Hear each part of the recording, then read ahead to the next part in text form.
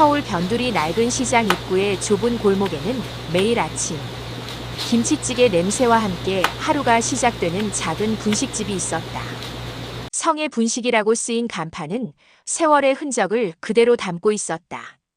빨간 페인트는 벗겨져 나가고 글씨 몇 개는 희미해져 자세히 들여다봐야 겨우 읽을 수 있을 정도였다. 그럼에도 이곳을 찾는 사람들의 발길은 끊이지 않았다. 분식집 주인 박성희는 올해 72이 되었지만 여전히 새벽 5시면 어김없이 가게 문을 열었다. 허리는 많이 굽었고 손등에는 화상 자국이 여러 개 있었지만 그녀의 손놀림만큼은 여전히 빨랐다. 김밥을 마는 손길에는 50년 세월이 녹아 있었고 떡볶이 국물 맛을 보는 표정에는 장인의 자부심이 스며 있었다. 성희가 이 골목에 터를 잡은 것은 20살간 넘던 때였다. 목수였던 남편 최병수와 결혼한 직후 둘은 손에 손을 잡고 이곳에 왔다. 병수는 손재주가 뛰어났다.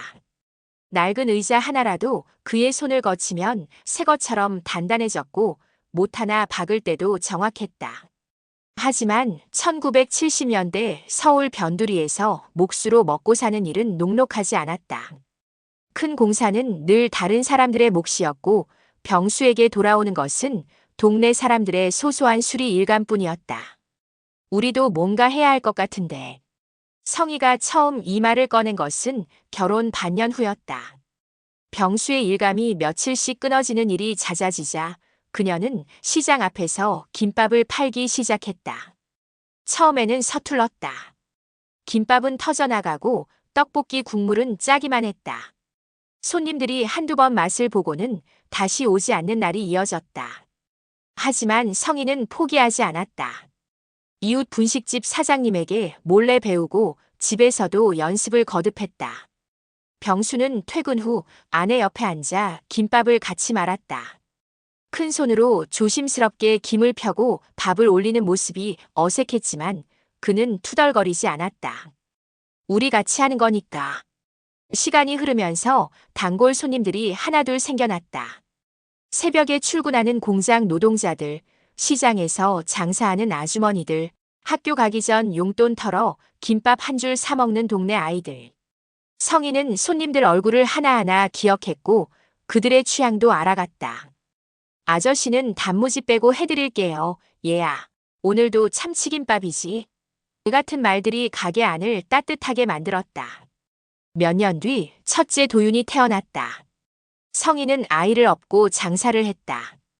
도윤이 울면 잠깐 가게 문을 닫고 달래야 했지만 단골들은 기다려주었다.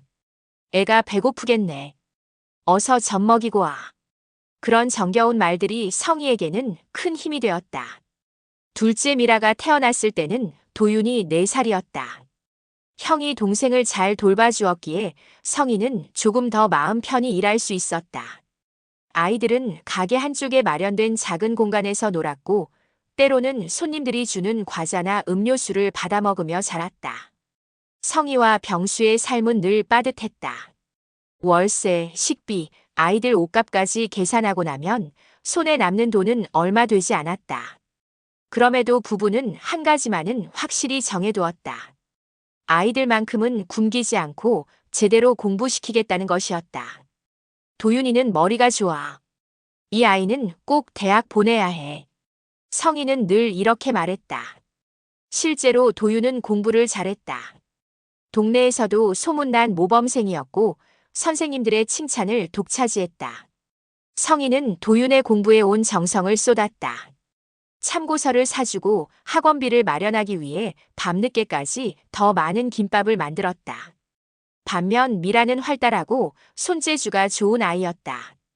가게 일을 도와주는 것도 자연스러웠고 손님들을 대하는 태도도 당찬 편이었다. 성희는 미라에게 넌 착하니까 괜찮아. 엄마 일 도와줘서 고마워라는 말을 자주 했다. 그때만 해도 그 말이 딸의 마음에 어떤 상처를 남길지 몰랐다.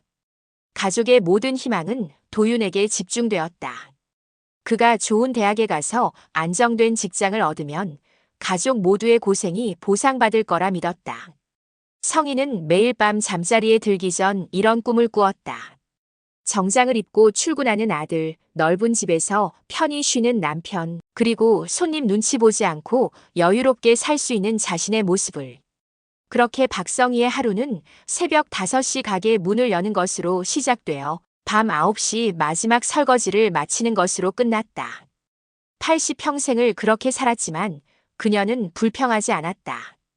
가족을 위한 일이라고 생각했기 때문이다. 하지만 세월은 모든 것을 변화시킨다는 사실을 그녀는 아직 알지 못했다. 도윤이 고등학교 3학년이 되던 해 성희의 하루는 더욱 바빠졌다. 새벽 4시에 일어나 도윤이 먹을 아침을 차려주고 5시면 어김없이 분식집 문을 열었다. 밤늦게까지 학원에 다니는 아들을 위해 따뜻한 야식을 준비해두는 것도 빠뜨리지 않았다. 엄마 걱정하지 마세요. 꼭 좋은 대학 갈 거예요. 도윤은 늘 이렇게 말했다. 실제로 그는 학급에서 1, 2등을 다투는 우등생이었다. 선생님들도 도윤이라면 서울 명문대도 충분히 가능하다고 했다. 성희는 그 말을 들을 때마다 가슴이 뛰었다. 평생 분식집에서 기름 냄새를 맡으며 살아온 자신의 아들이 정말 대학생이 될 수 있다니. 하지만 현실은 만만하지 않았다. 도윤의 학원비만 월 50만 원이 넘어갔다. 참고서와 문제집, 모의고사 응시료까지 합치면 한 달에 거의 80만 원이 들어갔다. 성희는 하루 종일 김밥을 말고 떡볶이를 끓여도 그 돈을 벌기가 쉽지 않았다. 성희야, 너무 무리하지 마. 병수가 걱정스러운 목소리로 말했다. 그는 요즘 일감이 더욱 줄어들어 마음이 무거웠다. 젊은 사람들이 하는 인테리어 일은 따라갈 수 없었고 전통적인 목수일은 점점 설 자리를 잃어가고 있었다. 괜찮아요. 도윤이만 대학 보내면 우리도 편해질 거예요. 성희는 남편을 위로했지만 속으로는 불안했다. 하루 15시간씩 일해도 모자란 돈을 어떻게 마련해야 할지 막막했다. 그런 가운데 미라는 조용히 자신의 길을 포기하고 있었다. 고등학교 2학년이던 미라는 미술에 소질이 있었다. 그림 그리기를 좋아했고 디자인에도 관심이 많았다. 미술 선생님은 미라는 미대에 가면 좋겠다고 했지만 집안 사정을 아는 미라는 입을 다물었다. 엄마, 저는 대학 안 가도 돼요. 대신 빨리 취업해서 도와드릴게요. 미라가 이렇게 말했을 때 성희는 순간 안도했다. 솔직히 두 아이를 모두 대학에 보낼 여력은 없었다. 미라야, 미안해. 엄마가 능력이 없어서. 성희는 딸을 안아주며 눈물을 훔쳤다. 괜찮아요. 저는 오빠만큼 공부를 잘하지도 못하고 실용적인 걸 배우는 게 나을 것 같아요. 미라는 웃으며 대답했지만 그 웃음 뒤에는 쓴맛이 숨어 있었다. 드디어 도윤이 서울의 한명문대학교 경영학과에 합격했다. 발표 당일 성희는 분식집 문을 일찍 닫고 가족끼리 작은 축하 파티를 열었다. 동네 사람들도 축하하러 왔고 오랜만에 집안이 웃음소리로 가득했다. 이제 정말 우리 도윤이가 대학생이구나.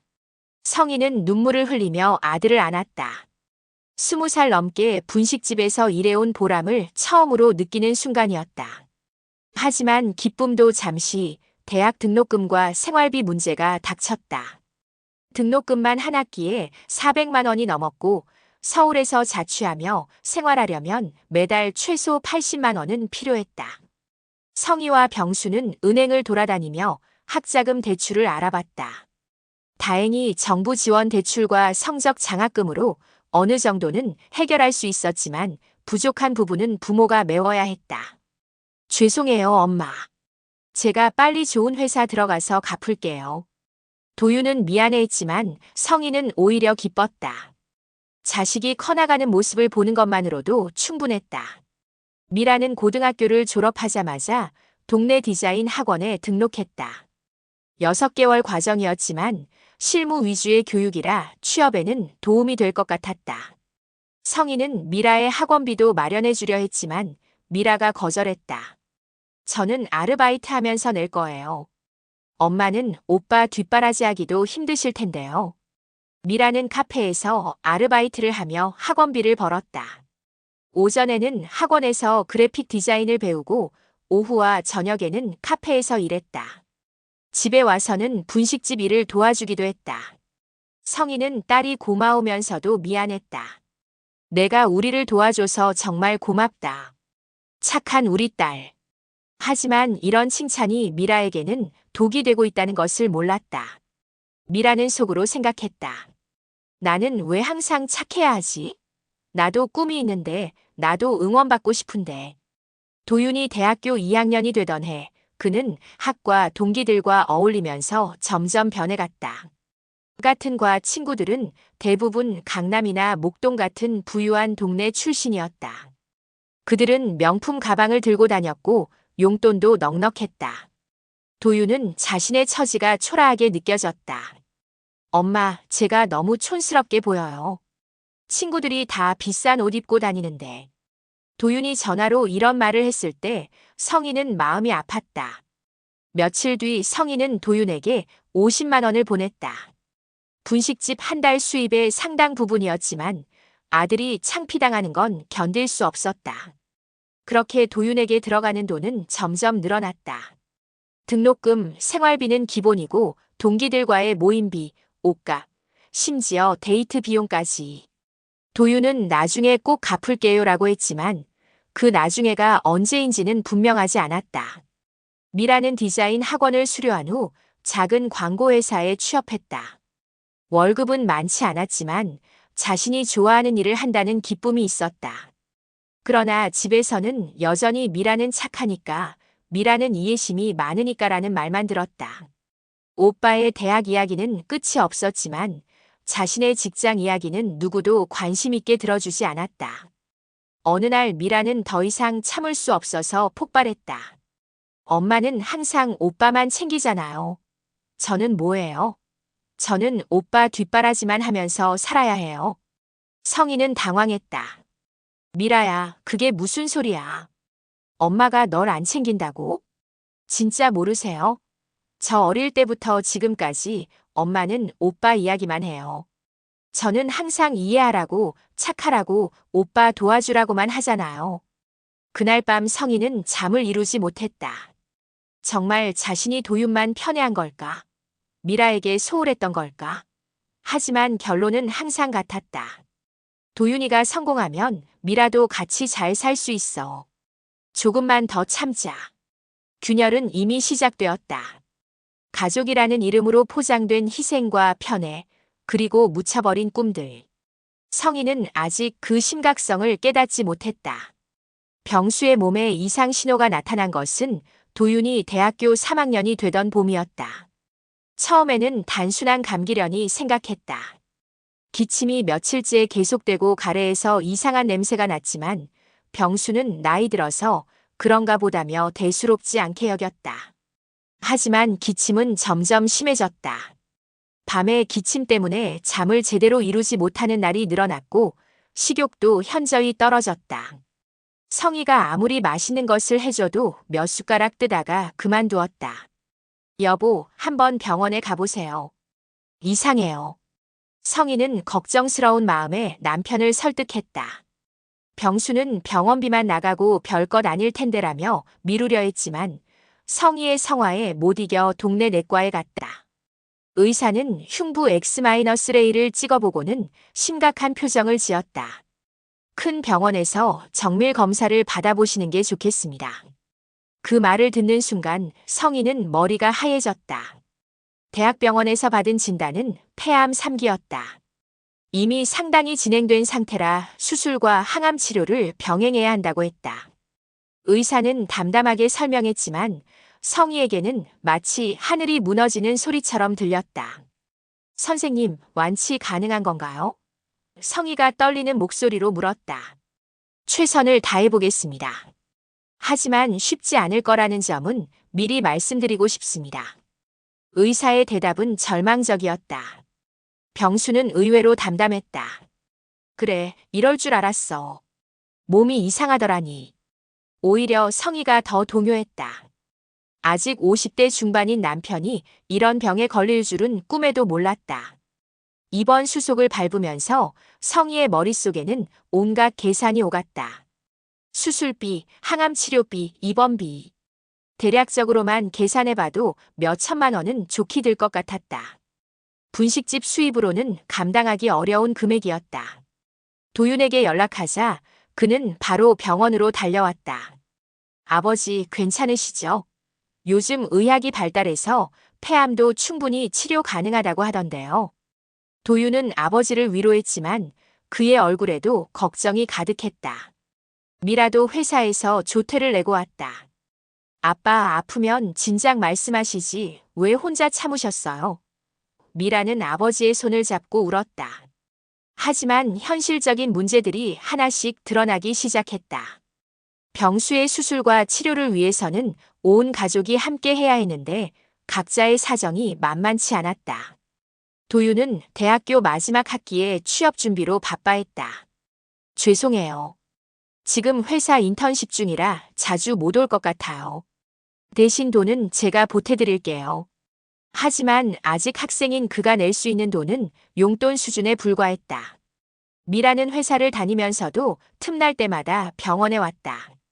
엄마, 저는 언제든지 오빠 대신 병원 지킬 수 있어요.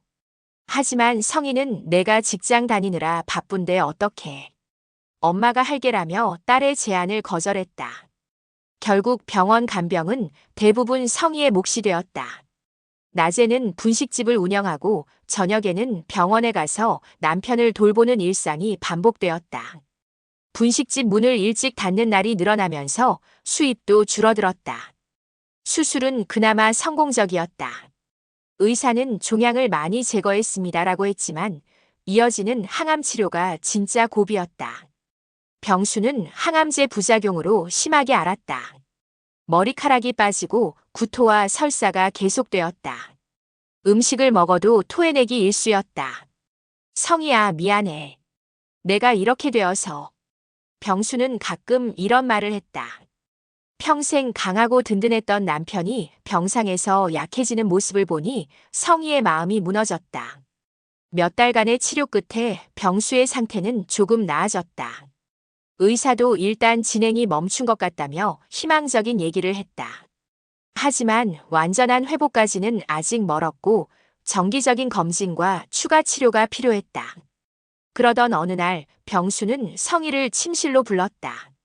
그의 손에는 작은 나무 상자가 들려 있었다. 성희야, 이걸 너한테 줄게. 병수는 떨리는 손으로 상자를 아내에게 건넸다. 상자 안에는 몇 개의 통장과 봉투가 들어 있었다. 성희는 깜짝 놀랐다. 통장들은 자신이 전혀 모르는 것들이었다. 여보, 이게 뭐예요? 조금씩 모아둔 거야. 너랑 나 평생 가난하게 살았지만 그래도 조금이라도 남겨주고 싶었어. 병수는 힘겹게 말을 이었다. 공사할 때마다 일당에서 조금씩 떼어놓고 내가 분식집에서 번 돈도 일부는 모아뒀어. 성희는 통장 정리를 확인해보고는 더욱 놀랐다. 총액이 12억 원에 달했다. 가난하게 살았던 그들에게는 상상할 수 없는 큰 돈이었다. 어떻게 이런 돈을? 언제부터? 성희는 믿기지 않았다. 결혼 초부터야. 하루에 1,000원이라도 2,000원이라도 꼬박꼬박 모았어. 가끔 목공일로 목돈이 들어오면 그것도 저금했고 내가 몰래 고생하는 걸 보면서 언젠가는 편하게 해주고 싶었거든. 병수는 또 다른 봉투를 꺼냈다. 그 안에는 편지가 들어있었다. 이것도 읽어봐.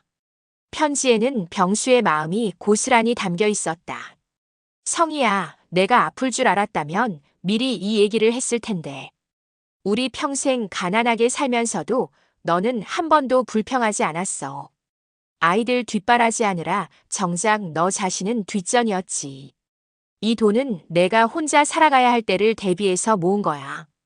아이들한테 다 주지 말고 이번만큼은 내 인생을 위해 써. 제발 부탁이야. 너무 착하게만 살지 마. 가끔은 내가 하고 싶은 것도 해봐. 아이들도 이제 다 컸으니까 자기 몫은 자기가 해야지. 너는 이제 내 인생을 살아도 돼. 성희는 편지를 읽으며 펑펑 울었다. 남편이 언제부터 이런 마음을 품고 있었는지 전혀 몰랐다. 그동안 자신만 희생하며 살았다고 생각했는데 남편도 똑같이 가족을 위해 자신을 희생하고 있었던 것이다. 여보. 성희는 더 이상 말을 잇지 못했다. 약속해, 성희야. 이번만큼은 아이들 눈치 보지 말고 내가 하고 싶은 대로 해. 나도 이제 얼마 못 살 것 같은데 적어도 너는 편하게 살았으면 좋겠어. 그날 밤 성희는 잠들지 못하고 남편의 편지를 계속 읽었다. 평생을 가족 뒷바라지에만 매달렸던 자신에게 이제는 자신만을 위한 시간을 가져도 된다는 허락을 받은 것 같았다. 하지만 마음 한구석에서는 불안감도 올라왔다. 정말 아이들에게 의지하지 않고 혼자 살 수 있을까? 평생 누군가를 돌보며 살았는데 이제 와서 자기 자신을 위해 산다는 게 가능할까? 병수가 건넨 것은 단순한 돈이 아니었다. 그것은 성희에게 새로운 삶을 시작할 수 있는 용기와 자유였다. 하지만 그 자유를 어떻게 사용해야 할지 성희는 아직 알지 못했다. 병수의 장례식은 소박하게 치러졌다. 분식집 단골들과 동네 사람들이 찾아와 마지막 인사를 했다. 참 좋은 분이셨는데 성혜 씨 혼자 어떻게 살아요라는 위로의 말들이 오갔다. 성희는 눈물을 훔치며 조문객들을 맞았지만 마음 한구석에는 남편의 마지막 당부가 계속 맴돌았다. 사무제를 마치고 나서 성희는 남편이 남긴 편지를 다시 읽었다. 이번만큼은 내 인생을 위해 써라. 그 말이 가슴 깊숙이 새겨졌다. 하지만 평생 자식들을 위해서만 살아온 습관을 하루아침에 바꾸기는 쉽지 않았다. 도유는 장례식 다음 날부터 다시 취업 준비에 매달렸다. 대기업 공채 시즌이라 면접과 시험이 연달아 있었다. 엄마 죄송해요. 아버지 돌아가신 지 얼마 안 됐는데 이런 얘기하기가 그렇지만 면접 정장이 필요해요. 성희는 아들의 말에 마음이 아팠다. 남편이 돌아가신 지 열흘도 안 된 상황에서 정장 얘기를 꺼내는 것도 그렇고 무엇보다 아버지를 그리워하는 모습보다는 현실적인 걱정이 앞서는 것 같았다. 얼마나 들까? 성희가 조심스럽게 물었다. 브랜드 정장은 너무 비싸고 그래도 면접용으로는 200만 원 정도면 괜찮을 것 같아요. 도유는 미안한 듯 고개를 숙였다. 성희는 망설임 없이 돈을 건넸다. 남편이 평생 모아둔 돈이었지만 아들의 취업을 위한 것이라면 당연히 써야 한다고 생각했다. 몇 주 후 도윤에게서 좋은 소식이 왔다. 대기업 계열사에 합격했다는 것이었다. 성희는 정말 기뻤다. 남편이 살아있었다면 얼마나 자랑스러워했을까 싶었다. 하지만 기쁨도 잠시 도윤은 또 다른 부탁을 했다. 엄마 회사 들어가면 신혼집을 마련해야 하는데. 지은이 부모님이 혼수는 다 해주셨거든요. 그런데 집은 며느리가 될 윤지은은 처음 만났을 때부터 당당했다. 어머니 안녕하세요. 저희 집에서는 예식 비용이랑 혼수 모두 준비했어요. 시댁에서는 신혼집 정도는 마련해 주시는 게 예의 아닐까요? 성희는 그 말에 기가 막혔다. 분식집 사장 며느리가 될 사람이 마치 재벌가 며느리라도 되는 것처럼 당당하게 집을 요구하다니. 하지만 아들이 좋아하는 사람이고 무엇보다 결혼을 망칠 수는 없다는 생각에 결국 수긍했다. 엄마, 전세 5억 정도면 될 것 같아요. 너무 큰 부담 드리는 것 같아서 죄송해요. 도유는 미안해했지만 그 미안함이 진심인지 의문스러웠다. 성희는 그날 밤 잠을 이루지 못했다. 남편의 편지가 자꾸 떠올랐다. 이 돈은 내가 하고 싶은 것을 위해 써라. 아이들 눈치 보지 말고 내 인생을 살아라. 하지만 아들의 결혼을 위한 일인데 어떻게 거절할 수 있겠는가. 결국 성희는 5억 원을 내어주었다. 통장 잔고를 보니 7억 원이 남아 있었다. 여전히 큰 돈이었지만 남편이 평생 모은 돈의 거의 절반이 하루아침에 사라진 것이다. 미라는 오빠의 결혼 준비 과정을 지켜보며 속이 쓰렸다. 엄마, 또 오빠한테만 주시는 거예요? 미라야, 결혼하는 건 한 번뿐이잖아. 이해해줘. 성희는 딸을 달랬다.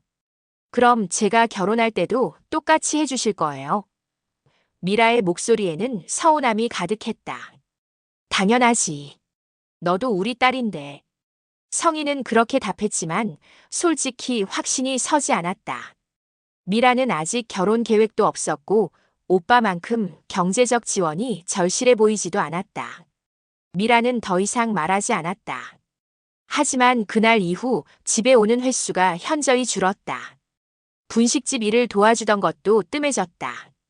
바빠서요라고 했지만 성희는 딸이 서운해한다는 것을 알 수 있었다. 도윤의 결혼식이 다가오면서 성희는 또 다른 고민에 빠졌다. 웨딩홀에서 하는 결혼식에 분식집 사장이 어떤 옷을 입고 나가야 할까? 며느리의 어머니는 강남에서 미용실을 운영하는 분이라고 들었다. 상대적으로 초라해 보이지 않을까 걱정됐다. 성희는 처음으로 백화점에 가서 정장을 샀다. 200만 원짜리 한복도 맞췄다.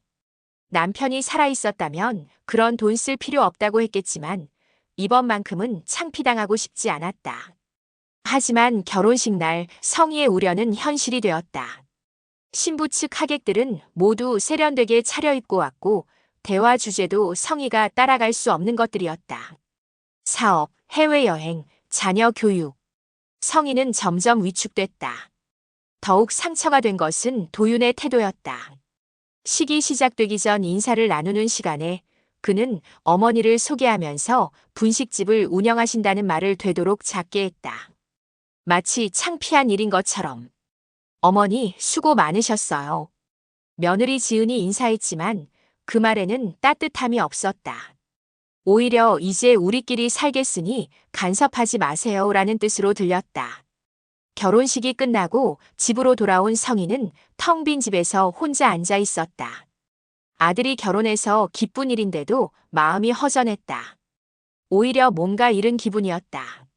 며칠 후 도윤에게서 전화가 왔다. 엄마, 그동안 고생 많으셨어요. 이제 저희끼리 잘 살 테니까 걱정 마세요. 가끔 안부는 물어볼게요. 그 말이 고마운 말인지 이제 그만 신경 꺼달라는 말인지 구분이 되지 않았다. 성희는 전화를 끊고 나서 남편이 남긴 편지를 다시 꺼내 읽었다. 아이들한테 다 주지 말고 이번만큼은 내 인생을 위해 써라. 이제서야 남편의 말이 무슨 뜻인지 조금씩 이해되기 시작했다. 도윤의 결혼 1년 후 반가운 소식이 들려왔다. 며느리 지은이 임신을 한 것이었다. 성희는 손자를 볼 수 있다는 기쁨에 들떠 있었다. 남편이 살아있었다면 얼마나 좋아했을까 하는 아쉬움도 함께 밀려왔다. 엄마, 아기 태명은 보기로 정했어요. 아버지가 복을 많이 남겨주셔서 그런 이름으로 했어요. 도윤이 전화로 말했을 때 성희는 눈시울이 뜨거워졌다. 아들이 아버지를 기억하고 있다는 것만으로도 고마웠다. 임신 기간 동안 성희는 며느리에게 정성을 다했다.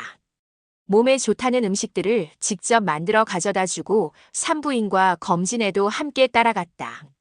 지은이는 어머니 괜찮아요라고 했지만 성희는 첫 임신인 며느리가 걱정됐다. 하지만 지은이의 반응은 차가웠다. 성희가 정성스럽게 끓인 미역국을 보고는 요즘은 이런 전통적인 음식보다 영양제로 보충하는 게 더 좋다고 하더라고요라고 했다. 산후조리원도 어머니가 오시면 불편하실 것 같아서 저희끼리 알아봤어요라며 거절했다.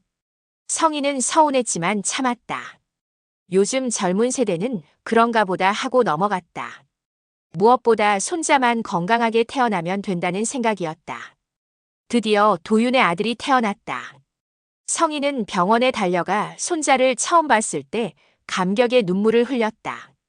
남편을 닮아 눈이 또렷하고 코가 오똑한 아기였다.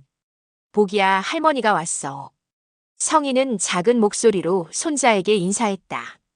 하지만 병원에서부터 성희는 이방인 취급을 받았다. 지은이의 어머니와 언니들이 병실을 차지하고 있었고 성희가 들어가면 대화가 뚝 끊어졌다. 시어머니 오셨네요 라는 인사도 형식적이었다. 어머니, 산후조리원은 저희끼리 다녀올 테니까 괜찮으세요. 지은이는 퇴원 전날에야 성희에게 말했다. 성희는 내가 뭘 도와줄 수 있을까 했지만 괜찮아요. 산후조리사분이 모든 걸 해주세요 라는 대답만 돌아왔다. 한 달 후 산후조리원에서 나온 지은이는 완전히 달라져 있었다. 아기 돌보는 방법부터 육아용품까지 모든 걸 자신이 알아서 했다. 성희가 내가 육아 경험이 있으니까라고 하면 요즘은 육아법이 많이 바뀌었어요 라며 은근히 거절했다. 손자의 첫 돌이 다가왔을 때 성희는 잔치 준비에 마음이 들떠 있었다. 돌잔치는 어디서 할까? 내가 도와줄 일은 없을까? 하지만 도윤과 지은이는 이미 모든 걸 정해놓고 있었다. 엄마, 강남에 있는 레스토랑에서 할 거예요. 지은이 친구들도 많이 오고 회사 동료들도 올 예정이에요. 도윤은 마치 성희에게 보고하는 듯한 말투였다. 돌잔치 당일 성희는 새로 맞춘 한복을 입고 레스토랑에 갔다. 하지만 그곳은 성희가 상상했던 분위기와는 완전히 달랐다. 마치 결혼식장처럼 화려하게 꾸며져 있었고 하객들도 모두 세련되게 차려입고 있었다. 성희는 구석진 자리에서 어색하게 앉아 있었다. 대화에 끼어들기도 어려웠다. 지은이의 친구들은 아이 브랜드 옷 어디서 사세요? 어린이집은 어디로 보낼 예정이에요? 라는 얘기를 했는데 성희가 알 수 있는 내용이 아니었다. 더욱 충격적인 순간이 왔다. 지은이가 친구들과 얘기하면서 성희를 힐끗 보며 말했다. 우리 시어머니 아직도 분식집 하신다니까요. 좀 촌스럽지 않아요? 요즘 시대에 누가 그런 장사를. 친구들이 어머, 그래도 나름 사업이시잖아요 라고 맞장구 쳤지만 그 말투에는 놀림의 기색이 역력했다. 성희의 얼굴이 화끈거렸다. 평생 정직하게 일해온 자신의 삶이 며느리에게는 창피한 일이었던 것이다. 손자의 돌잔치 자리에서 이런 말을 들을 줄은 꿈에도 몰랐다. 그런데 더 큰 충격이 기다리고 있었다. 성희가 손자를 안고 사진을 찍으려고 했을 때 도윤이 다가왔다. 엄마, 제발 분위기 파악 좀 하세요. 여기선 좀 가만히 계시면 안 돼요. 도윤은 작은 목소리로 말했지만 그 말은 성희의 가슴을 찌르고도 남았다. 뭐라고? 성희는 믿을 수 없었다. 솔직히 말해서 엄마가 너무 나서시니까 창피하잖아요. 지은이 가족들도 계신데. 도윤은 주의를 의식하며 말했다. 성희는 그 순간 모든 것이 무너지는 느낌이었다. 평생을 바쳐 키운 아들에게 창피하다는 말을 듣다니. 손자를 안고 있던 손이 떨렸다. 내가 너희한테 창피한 존재였니? 성희의 목소리도 떨렸다. 엄마, 그런 뜻이 아니라. 도윤이 변명하려 했지만 성희는 더 이상 듣고 싶지 않았다. 성희는 손자를 지은이에게 넘겨주고 자리에서 일어났다. 그대로 나가버리고 싶었지만 손자의 환한 얼굴이 보여서 발걸음을 돌렸다. 하지만 마음속에서는 무언가 돌이킬 수 없는 것이 무너져 내렸다. 잔치가 끝날 때까지 성희는 구석에서 조용히 앉아 있었다. 아무와도 대화하지 않았고 웃지도 않았다. 그저 손자만 바라보며 이 아이에게 나는 어떤 할머니가 될 수 있을까라는 생각을 했다. 집에 돌아온 성희는 거울 앞에 섰다. 거기에는 초라하고 늙은 여자가 서 있었다. 평생 가족을 위해 희생하며 살았는데 정작 가족들에게는 창피한 존재가 되어 있었다. 그날 밤 성희는 남편이 남긴 편지를 다시 꺼내 읽었다. 너무 착하게만 살지 마. 가끔은 내가 하고 싶은 것도 해봐. 남편의 말이 이제서야 절실하게 다가왔다. 성희는 결심했다. 더 이상 자식들의 눈치를 보며 살지 않겠다고. 이제는 정말로 자신을 위해 살아야 할 때가 온 것 같았다. 돌잔치에서 받은 상처로 며칠을 잠 못 이루던 성희는 집안 정리를 하기 시작했다. 남편이 떠난 후로 손도 대지 않았던 방과 서랍들을 하나씩 정리해 나갔다. 마음을 달래는 방법이기도 했고 새로운 시작을 위한 준비이기도 했다. 남편의 작업실 책상 맨 밑 서랍을 열었을 때 성희는 아직 보지 못한 봉투 하나를 발견했다. 그 위에는 병수의 글씨로 성희에게 마이너스 마지막 편지라고 적혀 있었다. 손이 떨렸다. 병수가 생전에 더 하고 싶은 말이 있었던 걸까? 봉투 안에는 또 다른 통장 몇 개와 투자 관련 서류들, 그리고 신탁 증서가 들어 있었다. 성희는 깜짝 놀랐다. 남편이 숨겨둔 돈이 더 있다는 뜻이었다. 서류들을 자세히 보니 약 8억 원에 달하는 추가 자산이었다. 편지를 펼쳤을 때 성희의 눈에서 눈물이 흘러내렸다. 성희야, 이 편지를 읽고 있다는 건 내가 이 세상에 없다는 뜻이겠지. 미안해. 살아서 직접 말하지 못해서. 처음 편지에서 12억을 남겨뒀다고 했지만 사실 더 있어. 너무 많은 돈이라고 생각할 수도 있지만 이건 우리가 평생 흘린 땀의 결실이야. 나는 내가 아이들에게 또 모든 걸 내줄까봐 겁이 났어. 그래서 이 돈은 따로 신탁으로 묶어뒀어. 내가 직접 은행에 가서 해지하기 전까지는 누구도 건드릴 수 없어. 성희야, 우리 아이들 사랑하지만 이제 그만해. 도윤이는 이미 자기 인생을 살고 있고 미라도 마찬가지야. 이제는 내 차례야. 여행도 가고 그림도 배우고 새로운 사람들도 만나봐. 늘 하고 싶다던 일들 다 해봐. 분식집도 정리하고 싶으면 정리해. 제발 부탁이야. 이번만큼은 아이들 눈치 보지 말고 내가 하고 싶은 대로 살아. 그게 나한테 줄 수 있는 가장 큰 선물이야. P.S. 만약 아이들이 돈 이야기하면서 따지면 이 편지를 보여줘. 이 돈은 내 몫이라고 내가 직접 얘기해 줄 테니까. 성희는 편지를 읽으며 펑펑 울었다. 남편이 얼마나 자신을 사랑했는지 그리고 얼마나 자신의 미래를 걱정했는지 새삼 깨달았다. 돌잔치에서 받은 상처가 조금씩 아물어가는 느낌이었다. 그 다음 날부터 성희는 조금씩 변하기 시작했다. 우선 몇 달 전부터 관심 있게 봐둔 문화센터 그림 강의에 등록했다. 평생 남의 것만 그려주던 김밥과 떡볶이가 아닌 자신이 원하는 것을 그리고 싶었다. 첫 수업에 갔을 때는 어색했다. 같은 반 사람들은 대부분 자신보다 젊고 세련된 사람들이었다. 하지만 선생님은 나이는 중요하지 않아요. 마음이 중요하죠라며 격려해 주었다. 성희는 처음으로 캠퍼스에 붓을 댔다. 서투르고 어색했지만 묘한 기쁨이 있었다. 아무도 간섭하지 않는 자신만의 시간, 자신만의 공간이었다. 어머님, 색감이 정말 좋으시네요. 타고나신 것 같아요. 강사의 칭찬에 성희는 얼굴이 빨개졌다. 평생 누군가로부터 이런 칭찬을 받아본 적이 언제였을까? 그림 수업을 마치고 집에 돌아오는 길 성희는 여행사 앞을 지나게 되었다. 문득 멈춰서서 진열된 여행 상품들을 봤다. 제주도, 부산, 경주. 가보고 싶었던 곳들이었지만 한 번도 가볼 기회가 없었다.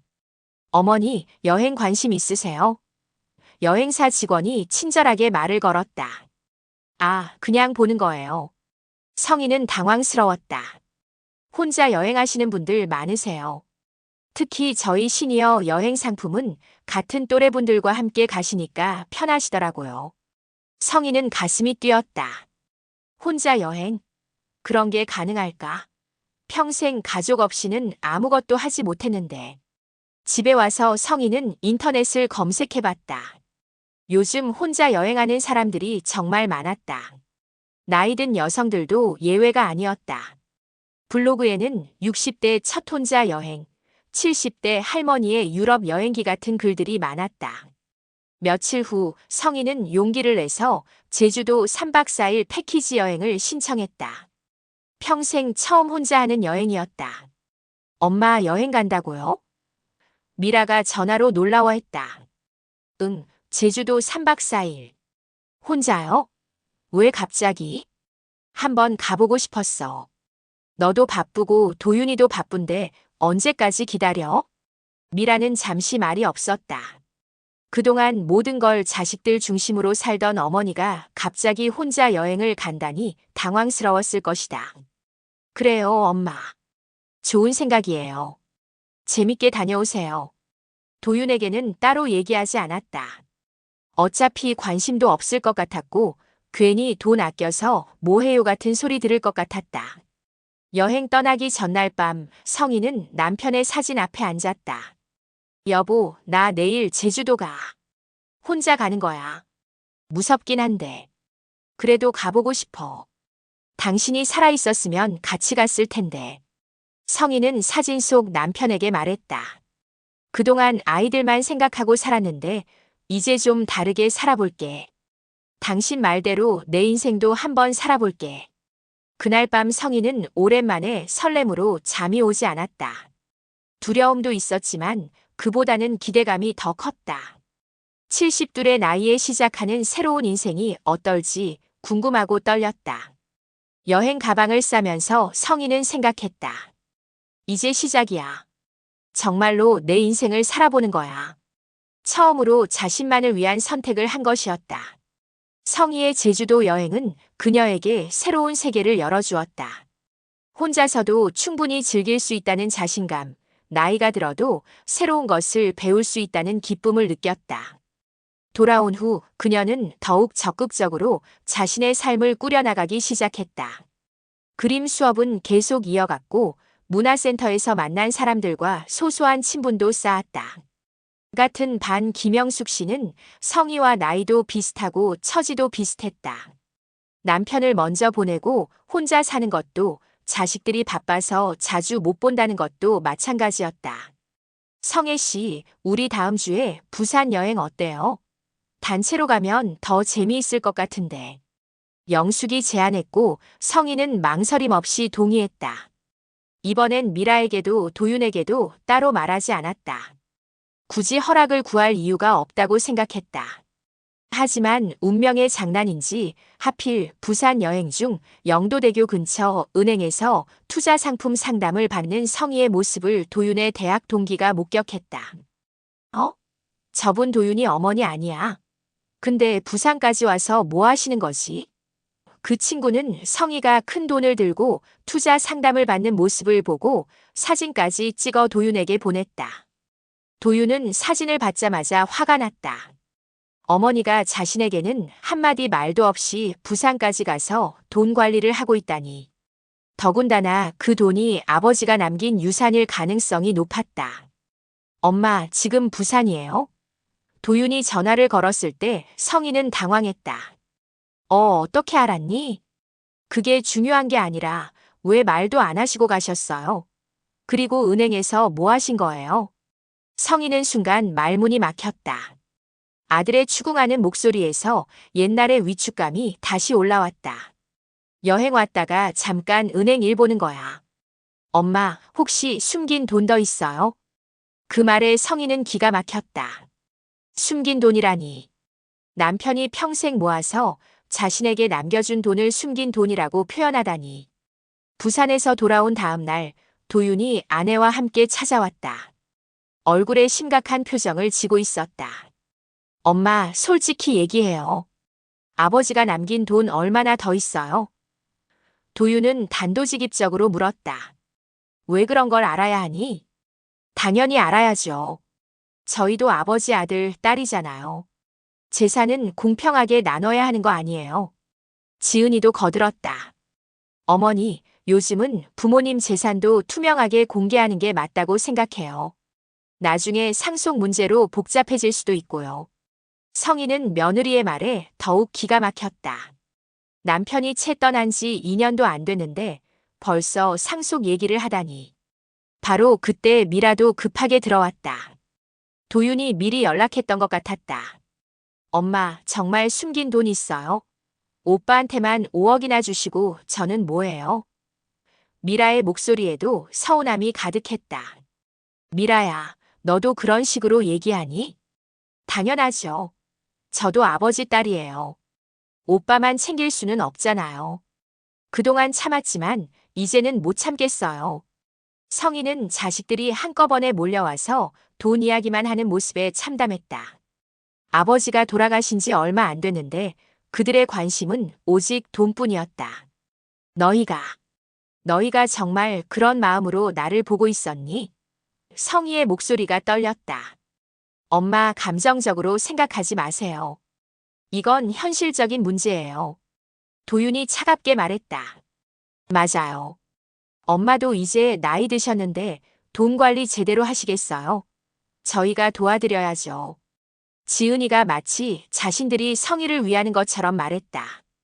성희는 그 순간 남편의 편지가 떠올랐다. 아이들이 돈 이야기하면서 따지면 이 편지를 보여줘. 성희는 방으로 들어가 남편의 두 번째 편지를 가져왔다. 이거 읽어봐. 성희는 편지를 테이블 위에 놓았다. 도윤과 미라는 편지를 읽었다. 얼굴 표정이 점점 굳어졌다. 아버지가 이런 말씀을 하셨다고요? 미라가 먼저 입을 열었다. 어머니, 하지만 이건 아버지 개인 의견이고 법적으로는 자녀들에게도 상속받을 권리가. 지은이가 말하다가 성희의 차가운 시선에 말을 멈췄다. 성희는 조용히 말했다. 너희 아버지가 평생 모은 돈이야. 그분이 나한테 주라고 한 거고. 나는 그 뜻을 지킬 거야. 엄마, 그래도 너무하시는 거 아니에요? 도윤이 목소리를 높였다. 저한테는 집값으로 5억 주시고 미라한테는 아무것도 안 주시고 나머지는 다 엄마가 쓰시겠다는 거예요? 내가 언제 미라한테 안 준다고 했니? 미라 결혼할 때도 똑같이 해줄 거야. 그럼 나머지는요? 15억이 넘는 돈을 혼자 다 쓰시겠다고요? 도윤은 믿을 수 없다는 표정이었다. 성희는 깊은 한숨을 쉬었다. 도윤아, 내가 돌잔치 때 엄마한테 뭐라고 했는지 기억하니? 뭐요? 창피하다고 했잖아. 분위기 파악 좀 하라고 했잖아. 성희의 목소리에 서늘함이 스며들었다. 그런 엄마한테서 받은 돈은 창피하지 않니? 도윤은 할 말을 잃었다. 미라야, 너도 마찬가지야. 그동안 오빠만 챙긴다고 불만 있었으면서 정작 관심사는 돈이었구나. 엄마, 그게 아니라. 됐어. 이제 알겠다. 성희는 자리에서 일어났다. 너희가 원하는 건 엄마의 사랑이 아니라 엄마의 돈이었구나. 그동안 내가 착각했어. 어머니, 너무 극단적으로 생각하시는 거 아니에요? 지은이가 끼어들었다. 성희는 며느리를 차갑게 바라봤다. 내가 끼어들 일이 아니야. 이건 우리 가족 문제야. 그날 밤 자식들이 돌아간 후 성희는 혼자 앉아 있었다. 그녀가 꿈꿔왔던 가족의 모습과 현실 사이의 괴리가 너무 컸다. 돈 앞에서 드러난 자식들의 본 모습이 너무나 초라했다. 성희는 남편의 사진을 바라보며 중얼거렸다. 여보, 당신 말이 맞았어. 정말 아이들 너무 믿으면 안 되는구나. 이제 정말 혼자가 되었다는 생각이 들었다. 하지만 이상하게도 두렵지 않았다. 오히려 후련했다. 더 이상 자식들 눈치를 볼 필요도 그들의 기대에 부응하려고 애쓸 필요도 없다는 해방감이 밀려왔다. 자식들과의 갈등 이후 일주일이 지났다. 도윤과 미라 모두 연락을 하지 않았고 성희도 먼저 연락하지 않았다. 처음에는 조금 섭섭했지만 시간이 지나면서 오히려 편안함을 느꼈다. 누군가의 눈치를 보지 않아도 되는 자유로움이 이렇게 좋은 것인지 새삼 깨달았다. 성희는 이제 본격적으로 자신만의 삶을 계획하기 시작했다. 우선 40년 넘게 운영해온 분식집을 어떻게 할지 결정해야 했다. 남편이 떠난 후로는 예전만큼 손님들도 많이 오지 않았고 혼자서 감당하기에는 체력적으로도 부담스러웠다. 성혜 씨, 요즘 고민이 많아 보여요. 그림 수업에서 만난 영숙이 걱정스럽게 물었다. 분식집을 정리할까 생각 중이야. 나이도 있고 이제 다른 걸 해보고 싶어서. 좋은 생각이에요. 평생 일만 하셨는데 이제 좀 쉬시면서 하고 싶은 것들 하세요. 영숙의 격려에 성희는 용기를 얻었다. 며칠 후 그녀는 부동산에 연락해 분식집 매매 상담을 받았다. 오래된 건물이지만 위치가 좋아서 적당한 가격에 팔릴 것 같다고 했다. 분식집을 정리하는 일은 생각보다 복잡했다. 40년간 쌓인 추억들을 하나씩 정리하는 것도 쉽지 않았다. 낡은 김밥 틀, 떡볶이, 솥, 단골 손님들이 써준 감사 편지들. 모든 것이 소중한 기억이었다. 사장님, 정말 문 닫으세요? 20년 넘게 다닌 단골 김 아저씨가 아쉬워했다. 네, 이제 나이도 있고 몸도 예전 같지 않아서요. 그동안 정말 고생 많으셨어요. 여기 김밥이 제일 맛있었는데. 성인은 단골 손님들의 아쉬워하는 모습을 보며 마음이 아팠다. 하지만 이제는 새로운 길을 가야 할 때였다. 분식집 매각이 마무리된 후 성인은 작은 아파트로 이사했다. 시장 근처 낡은 집에서 벗어나 깔끔한 신축 아파트로 옮긴 것이다. 평수는 작았지만 모든 게 새 것이고 깨끗했다. 처음으로 자신만을 위한 공간을 갖게 된 것이었다. 새 집에서 성인은 새로운 일상을 만들어갔다. 아침에 일어나면 베란다에서 커피를 마시며 창밖 풍경을 바라봤다. 오전에는 그림 수업에 가고 오후에는 도서관에서 책을 읽거나 공원을 산책했다. 저녁에는 요리 프로그램을 보면서 새로운 음식을 만들어 먹기도 했다. 엄마, 진짜 이사하셨어요? 3주 만에 미라에게서 전화가 왔다. 응, 아파트로 이사했어. 왜 말도 안 하시고. 주소 좀 가르쳐 주세요. 성인은 주소를 알려줬지만 복잡한 기분이었다. 이제 와서 연락하는 걸 보니 뭔가 부탁할 일이 있거나 아니면 여전히 돈에 관심이 있는 것 같았다. 며칠 후 미라가 찾아왔다. 새 아파트를 둘러보더니 놀라는 표정을 지었다. 엄마, 여기 집값이 얼마나 해요? 왜? 그냥. 궁금해서요. 분식집도 팔으셨다면서요? 역시나였다. 미라도 여전히 돈 계산을 하고 있었다. 미라야, 솔직히 말해. 뭘 원하는 거야? 미라는 잠시 망설이더니 입을 열었다. 엄마, 저도 결혼하고 싶어요. 남자친구가 생겼는데 집 문제 때문에 고민이에요. 오빠처럼 도와주실 수 있으세요? 성인은 한숨을 쉬었다. 결국 또 돈 이야기였다. 미라야, 엄마한테 사과할 말 있지 않니? 뭐요? 지난번에 와서 돈 달라고 따질 때 말이야. 그때 엄마 기분이 어땠을 것 같니? 미라는 고개를 숙였다. 죄송해요, 엄마. 그때 너무 흥분했어요. 미라야, 엄마가 너를 사랑하지 않는 줄 아니? 당연히 내 결혼도 도와줄 거야. 하지만 조건이 있어. 조건이요?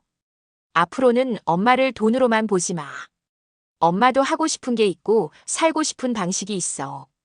그걸 인정해줘. 미라는 고개를 끄덕였다. 네, 엄마. 앞으로 그럴게요. 하지만 성인은 딸의 말을 완전히 믿지는 않았다. 사람은 쉽게 변하지 않는다는 것을 이제 알고 있었다. 도유는 여전히 연락이 없었다. 성인은 서운했지만 먼저 연락하지 않기로 했다. 자존심의 문제가 아니라 이제는 정말로 각자의 인생을 살아야 할 때라고 생각했다. 어느 날 저녁 성인은 새 아파트 베란다에 앉아 야경을 바라보고 있었다. 분식집에서 바쁘게 일하던 때와는 완전히 다른 평온한 시간이었다. 문득 남편의 목소리가 들리는 것 같았다. 성희야, 이제야 내 인생을 사는구나. 성희는 작은 목소리로 중얼거렸다. 그래, 여보. 늦었지만 이제라도 내 인생을 살아볼게.